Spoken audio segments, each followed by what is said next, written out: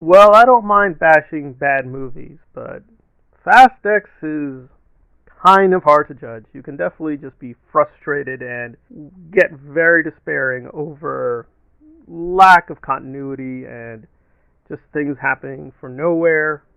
Some of it is fine, like the kind of video game aesthetic where Aquaman basically with a joystick creates a lot of chaos, and for a while it is fun. So the first third I thought was pretty strong, but then steadily something went wrong. So what is the problem? Doesn't feel like we're moving anywhere, even though there's a lot of different locations. After a while, it all appears the same thing, and it does have a lot of stylistic verve, but beyond a certain point, it feels like they're leaning on crutches. So we do have some really, really good cameos with Charlize Theron. Jack Reacher shows up. That was interesting. Brie Larson, of course. And they are fun, and they pump some energy back into the main story. But that's the problem. After the first third, it feels like a zombie that from time to time shows life, but is really not going anywhere and going in a big circle and deliberately going in a circle to sort of stretch out the story to force people to pay for another chapter. And that was a little annoying.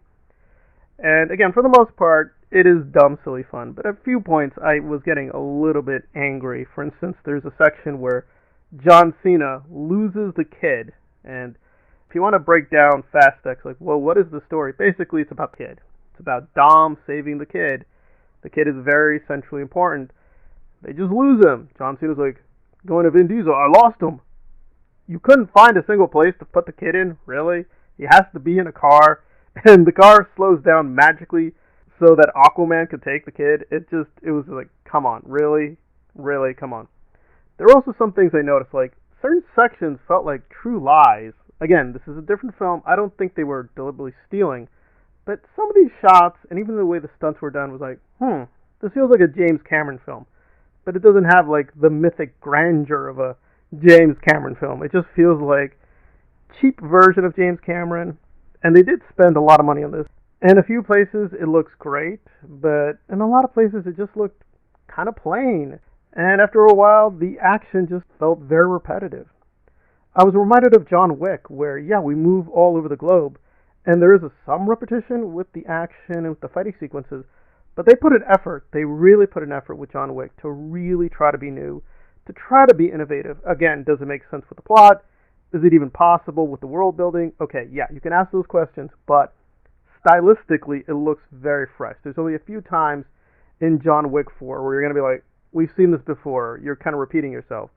You're going to be saying that a lot in Fast X. You're going to be like, wow, we just saw this. There's no point to it. For instance, there's a fight scene with Charlize Theron and Michelle Rodriguez, and you're like, why? Why? This is all the same movements. We're doing the same thing over and over again. We're not going anywhere. Why are you stretching this action scene out?